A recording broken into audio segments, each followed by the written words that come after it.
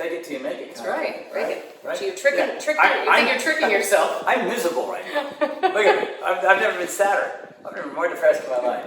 But for some reason it doesn't affect me because I'm smiling. It's fantastic. Oh, I stubbed my toe. It's bleeding. I feel great. Not a problem.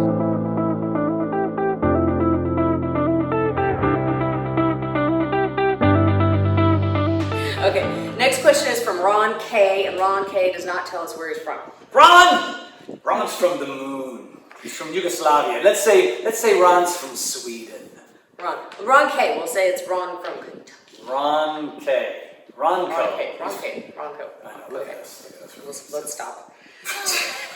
Okay. Tony, thank you. You saved my life. At 40, I topped out at 335 pounds. I discovered Power 90, and I kept 100 pounds off for 15 years. Well, first of all, Ron. Hello, Ron. Everybody's home. Come on. Seriously. So the question is, now at 55, I've been enjoying your P90 workouts. I alternate between strength B and sweat B every day. And then he says, every day. I've tried to graduate to C, but I really enjoy B, and it keeps me exercising consistently. And I also add cardio and other strength exercises to it. And man, do I sweat. He says, am I lazy to stay with B? Will it eventually kill my gains? And I'd like to think that I'm doing B instead of nothing. Thanks, Ron.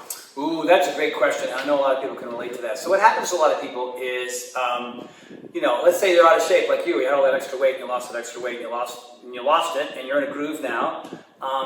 It really depends on your objectives. Like, what do you want? Do you want to get stronger? Do you want to get healthier? Do you want to be more flexible? Do you want to sweat more? I mean, do you? Do you want a challenge? Do you like challenges? I mean, you attacked this thing initially and lost all that weight, so you had to challenge yourself. But what happens to a lot of people is they plateau because they feel like I'm maxed out on my challenges. You know what I mean? I don't need to push a little bit harder, go a little bit deeper, sweat a little bit more, kick a little higher. You know what I mean? They're kind of happy with what they're doing. They're maintaining. They're healthy. They go to the doctor gives them the thumbs up, and they go, that's enough.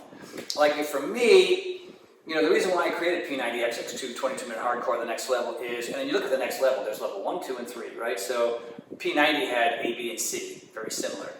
I'm the kind of person who likes to challenge myself. Shauna certainly is. I mean, she hated running. I'm not going to run her, I'm not a runner, and now she runs like 9.5 miles an hour. It's like wacky to watch. Because, she was a little timid. She had back issues and neck issues and pain issues too. And what issues? I had bad knee issues. I found that just little incline changes. Yeah, little things. Like when I go for a jog, my knee aches, but when I sprint, it doesn't. So I run fast, and then I walk and I run fast. So there's always a ways to kind of find solutions and turn up the volume a little bit, right? So you want to go from a 10 to 11. Then I personally would say, if you're happy where you are, and you like your results, and you're not injured, and life is good, then you can hang out there. And I like the fact that you do other things already. But I mean, man, jump in the sea, dude. Get into the sea thing and start. Maybe you'll learn to love it. Yeah, and it's like starting over again a little bit. And you're not going to like that initially. But as anything becomes familiar, right? Like if somebody said, hey, Tony, we're going to go ice climbing this weekend. I'm going to stink at that. You know what I mean? But I'm going to hang out with these ice climbers for a couple of months. I'm going to be good at ice climbing unless I fall. But you know what I mean? Like, stay curious, push the envelope once in a while, and when you do that, you improve tremendously. Like, there are things physically that I can do now because I got introduced to some crazy stuff, ninja stuff, and pegboard stuff, and ropes, and my friend Chuck Gaylord is a 9-time All-American gymnast. I just kept hanging around, great track athletes. And so, I understand that the beginning of something before there's a transformation is hard. That's the hard part. If you're not afraid of the hard part, if you're not afraid of kind of falling down a bunch of times and being okay with that, that's all part of the learning.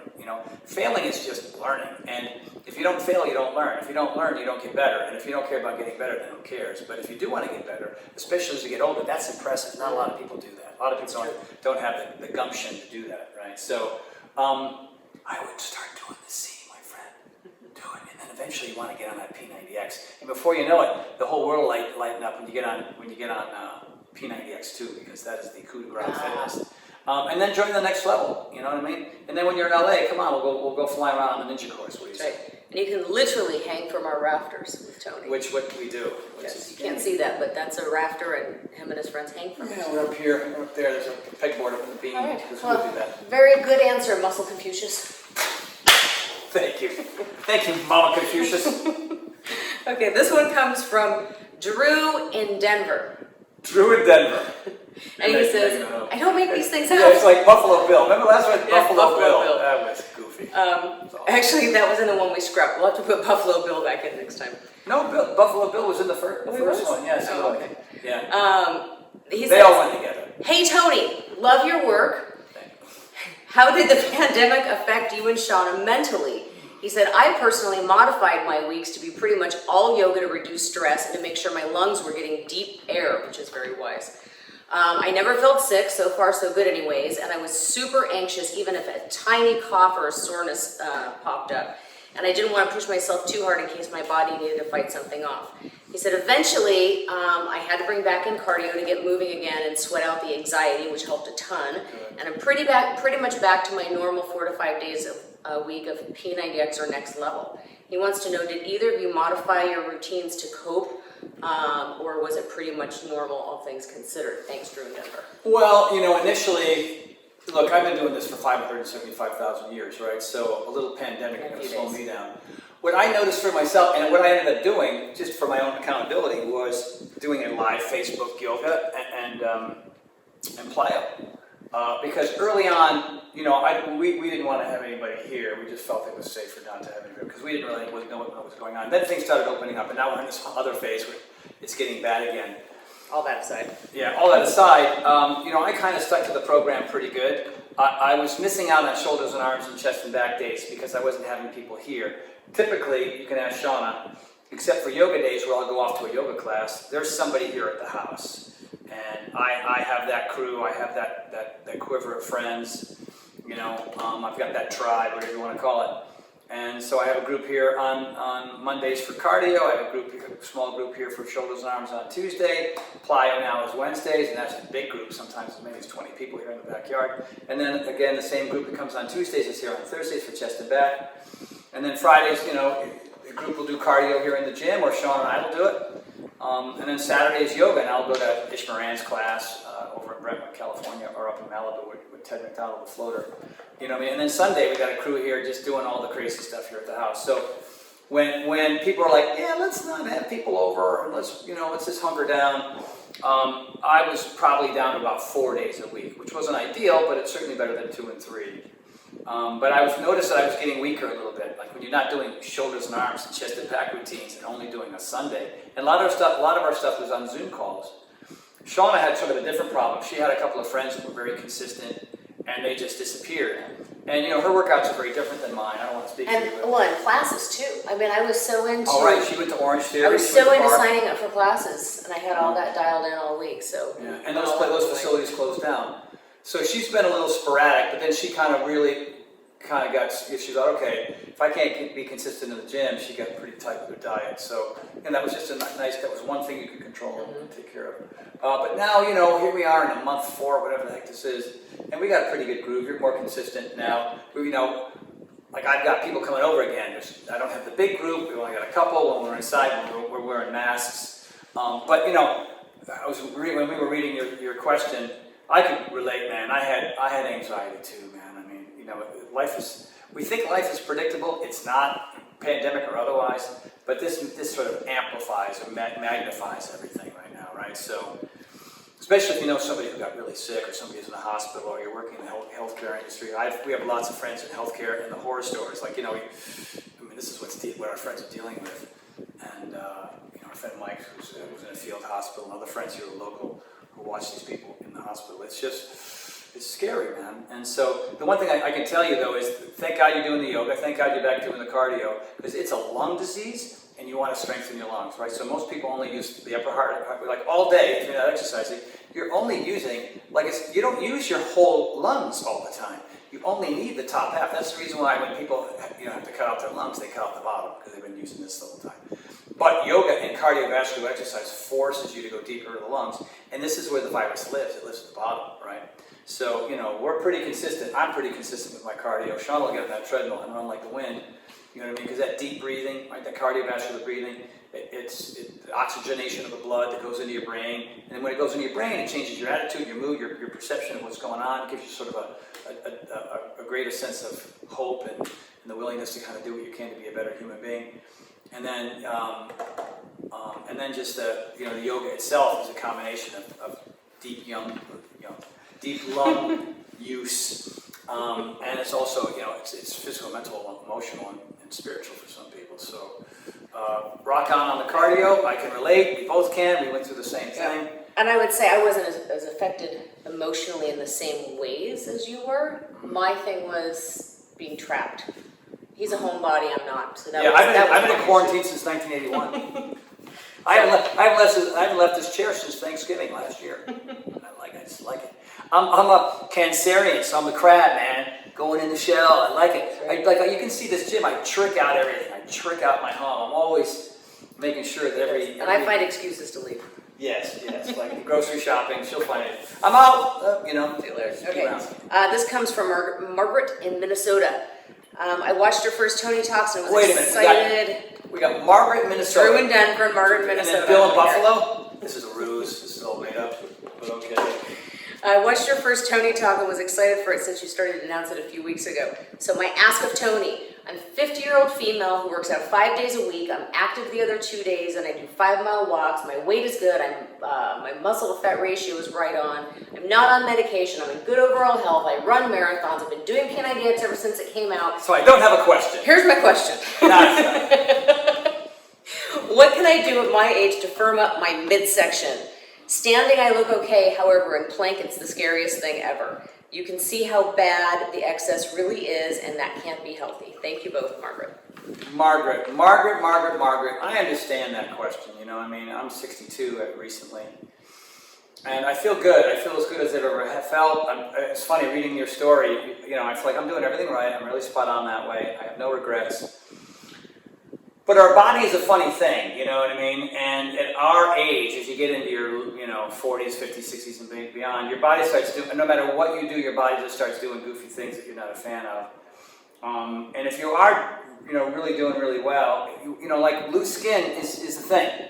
You know what I mean? I mean, other than a plastic surgeon, because you can do all the ab routines in the world. It might tighten it up a little bit. If you're really super strict with your diet, you get off alcohol, you get off all the sugar, and you want to get a little bit leaner, then maybe you might get too lean, and you might not like the way that looks. Right. You know what I mean? It's really hard to really control. Like my skin sucks, man. It's just not what it used to be. From years and years and years of being in the sun, I was as brown as this table, which you can't even see down here. But I was one tan dude, you know what I mean? And now I'm paying the price, right? Going to the dermatologist all the time, getting things burned off and frozen off and whatever. And my skin is looser and it's creping, and I get all kinds of weird brown and red spots on my chest. Tony, take off your shirt. No, not yet. No, not until I get a makeup artist in here. You know what I'm saying? And so at some point, at some age, you have to accept the situation and really focus on not the aesthetic parts of fitness, right? Because that's all about our ego, and our ego will make us nuts, right? I mean, our damn ego, because if that's where your focus is, you know what I mean? And, you're a woman. I get that. Charlotte's a woman. She works like hell to make sure that she looks great for me and for her friends, and she does a phenomenal job. But at some point, I get uptight about the creping in my skin. And, at 72, it's going to be worse unless, science comes up with something better. I don't know, take some kind of acid bath and get rid of it all. But I would just say keep doing what you're doing. And then, just, watch your calories maybe. Hydration. Maybe not drinking enough water. As a woman, you might have a good answer there, too. The only other thing I can think of, if you don't feel like it's extra weight, then like you said, it's probably just loose skin and, do ab rep a few times a week. And by the way, other than you, who sees you in plank? That's true. You know what I mean? Like, are you doing plank in your bikini? That's what I was thinking. On the middle of your street or on the sidewalk? All right, or do you have a camera on the floor and you're doing it live? You know what I mean? Like, I don't know, man. By the way, look, I want to show you something. Look at this sitting here. That doesn't look good. But when I stand up, right, it gets all gorgeous. I mean, yeah. There's certain positions where you don't look good. Bad lighting, you look bad. Good lighting, you look good. I don't know what our lighting is, but hopefully it's halfway decent. Right, that's why lingerie models are stretched out like this and not all hunched up like that. Exactly right. I remember just doing photo shoots. They would put you in positions where you looked best, and you can't look great in every position. That's so true. at some point, take a bunch of deep breaths and be okay with you because it sounds like you're doing everything right on. Yeah. The only other thing is if you feel like it is a little extra weight, I've noticed hormonally, your body will put weight in different places. So if your hormones are in check, your diet's clean, you're exercising all the time, don't worry about it. Yeah. We still love you. That's right. So, yeah, but just don't let us see you in plank, please. I know, I'm kidding. Thank you, kidding. Margaret. Hope that helps. This one is from, I hope I'm pronouncing this right, Fan. Fan. How's it spelled? Van. It's spelled like van. T-H-A-N. Wow. So, Van or Than. Where's He says, from? he doesn't say. Oh, Just Fan. from, I know. Come on, Fan. Hope so. Hey, Tony and Shauna. My flexibility sucks. So I've made a point to mix in stretch and yoga routines into my workout rotation more heavily. Very Good. smart. Good. Remembering to breathe and keep calm is really difficult for me though. Any suggestions or tricks to this tin man to not hold his breath and grit his teeth during stretches and yoga positions? Thanks, Van. Yeah, it's hard. It's hard, especially when you're stressing and you're straining, right? The first place it goes is your throat locks up, your face locks up, you're grimacing, you're furrowing your brow, you're mashing your teeth, and that just takes practice. Practice. Here's the thing. Whenever you're doing anything that flexibility-wise, Pilates-wise, yoga-wise, just check to see if your teeth are together or apart. You know what I mean? If you just, my teeth are together, it's harder to breathe comfortably with your teeth clenched. You know what I mean? And that's, if your teeth are apart, your whole face is going to relax. So start with that. And also try to focus on breathing through your nose as much as possible. Inhalations through the nose is really, really good. It takes time, it takes practice to get good at that. You can exhale through the mouth, you know what I mean? If you're cranking, running down the side of the street, it's all through the mouth, right? But you get amazing, Michael Bradley. If you check out Michael Bradley on my fan page, he's done one breathing little tutorial on there, and he's got another one coming up. So check out Michael's work on the Tony Horton fan page. It's also all going to be up on YouTube, Tony Horton channel there. So, because what happens is if you're putting energy here in your face, you're not allowing other parts of your body to do the work as well because, it takes energy to do all that, especially if you're holding your breath. Oh my God, you need oxygen the whole time. I noticed that and I do it too, still to this day, sometimes I'm gripping and grinding like, here we go. And it doesn't serve me. My sister Kit, God bless her, she's probably going to watch this and hate this. When she first started doing yoga, she'd be like, where to? I'm exaggerating a lot, okay? But if we repeat it in a yoga class, then look over and go, oh my God, you gotta chill out, right? She was doing a lot of breathing, but there was a lot of sound effects too. And of course she would say to me, no, I'm not, I didn't do that. And she's probably right. You are right, kid, I'm just playing. But you gotta learn to calm the face and make sure that you breathe, and it'll help you through the process. It allows, because that oxygen that needs to go in is oxygen that goes into those muscles. So the oxygenated blood goes into the muscles that allows the muscles to continue to work better, right? There's this thing called ATP that goes through the muscles, the Krebs cycle, whatever, I won't get into the details. But if oxygen is going in, then the lactic acid won't be there to tighten up and create a certain amount of pain in the muscle where you have to stop, right? So that's just the worst explanation of that. Expert kinesiology folks and exercise science folks go, Tony, you butchered that. But the point is, if you breathe a lot, right, then the muscles will stay more relaxed, even under tension, while doing an exercise. Right. So, it's a great question, and it just takes practice, you know what I mean? I would say meditate as much as possible while you're not actually physically doing anything.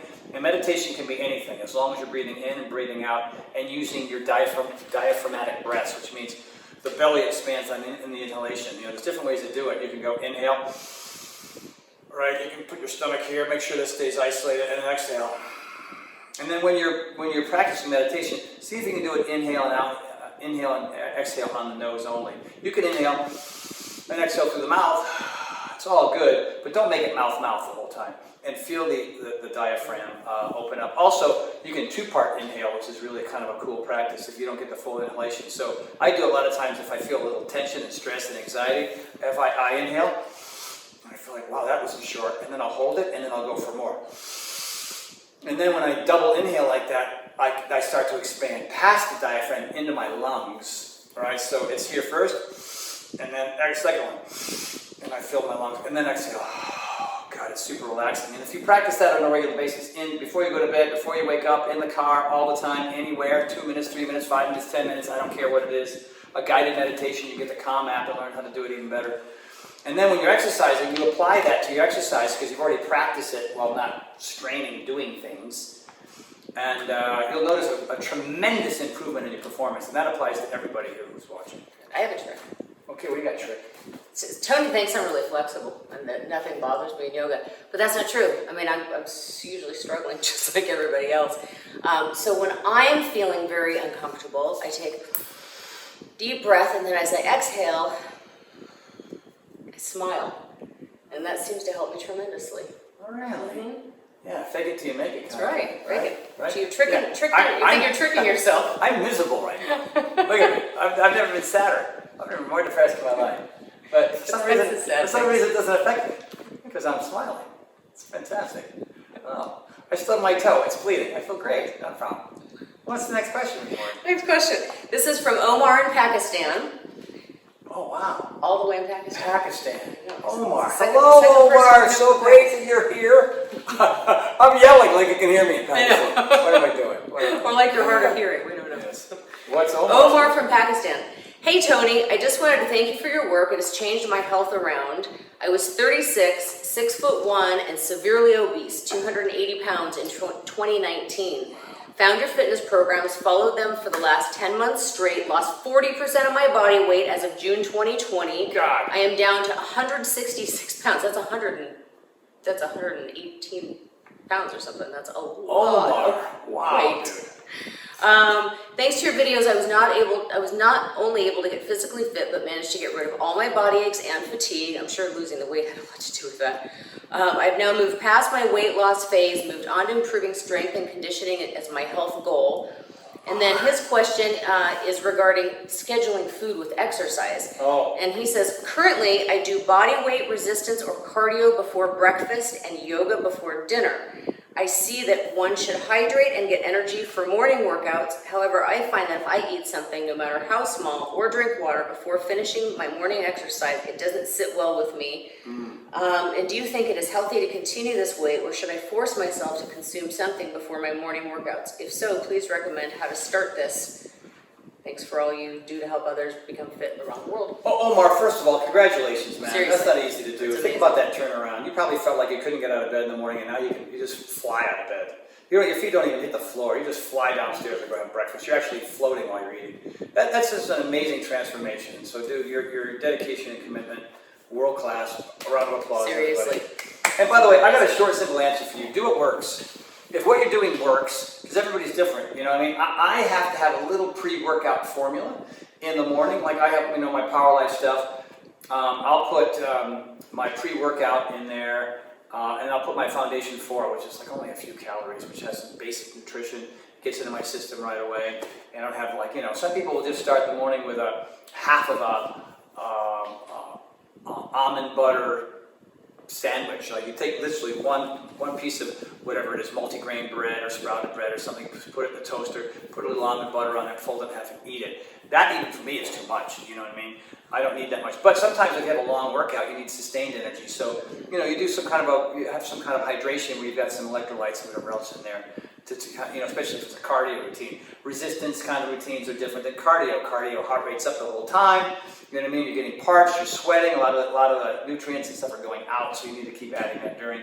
Resistance so much, maybe, depending on how fast, maybe it's HIIT training or something, high intensity training, interval training. That's different too because you're going from move to move to move. But prior to your workouts, if you feel good and you don't have any stomach issues, and you're able to, you're not bonking. I don't know if you're familiar with that term, bonking or crashing during the workout, and you have sustained energy. And just do your thing. I know some athletes that other than water, a little bit of water, they get right into the workout and they can kill it. Other people, they need almost something like the size of a half of a meal, like a small meal. You know, I have some friends of mine that just have a salad in the morning with some fruits and berries or something. I need protein. Or Yeah, Sean needs protein. I don't need protein before, I need it afterward. And there's all kinds of rules to the road, man. But you know, you got to do what works. Exactly. So I would just say, look what you've been able to accomplish so far.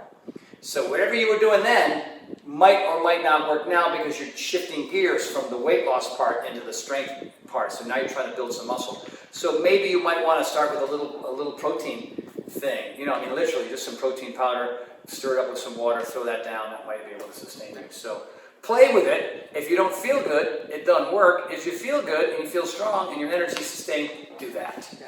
I would say the most important part is if you're stick to this and this is what's working for you and you're not doing water or anything in the morning, just make sure afterwards you're hydrating really well. I'd say that's probably the most important part. It doesn't have to be before, just make sure you are hydrating some point during the day. You know, I get blood work a lot. I think that's our last question. It is our last question. And so I want to just finish with this.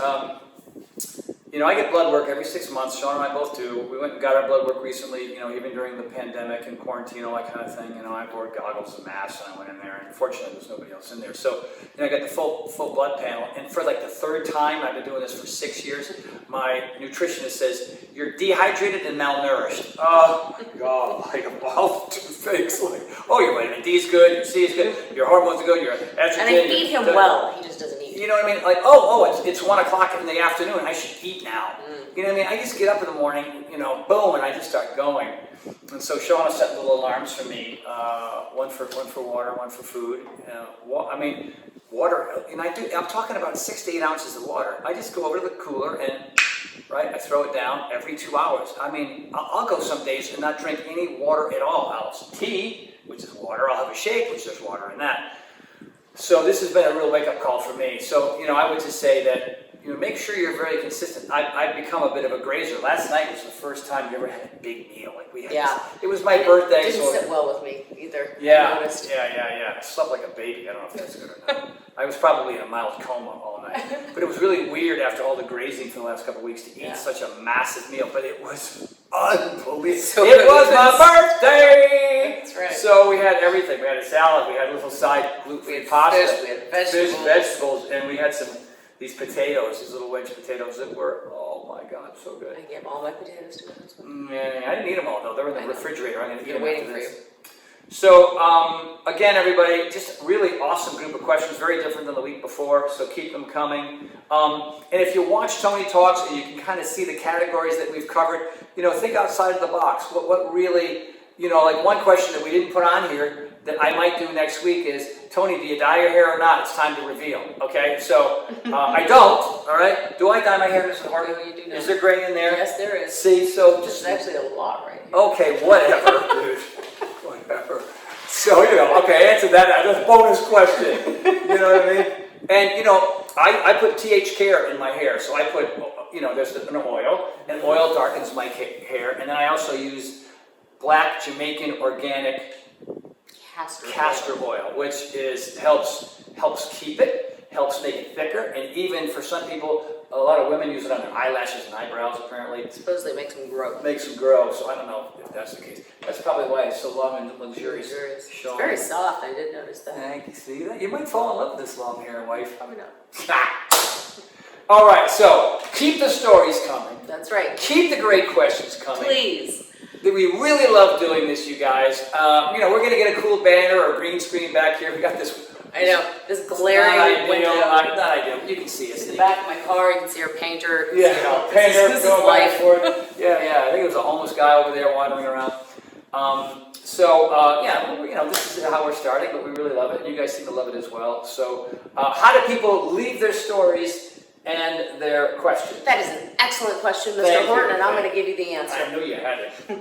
TonyHortonLife.com. Go to the contact tab, and if you scroll down, you're going to see a couple drop downs, but you can say share your story, and it doesn't have to be a story. It can be a question, it can be a comment, it can be your story, it can be your journey, it can be your saga, your weight loss, anything you want. Yeah. Tell us about your new dog. Sure. I mean, we will probably we got 3 put that dogs. on the air. By the way, any pet questions? I got Mrs. Doolittle sitting right here. Okay, so she can answer all that. And last but not least, I want to thank Terry for your story. It's amazing. really incredible, and condolences for your loss of your daughter in 2008. That couldn't have been easy, but the fact that you're an important person in the challenge groups. I comment on your stuff all the time, and I really appreciate you being there. And your turnaround is amazing. So kudos to you. And thank you all very much. I want to thank you, Mrs. Horton, for being my partner in crime here. You make a lovely hostess with me. I'd be nothing without you. Mostess. With the mostess. So. You make a good one. All right, everybody. Tony Horton and Shauna Horton. over And out. We'll see you next time.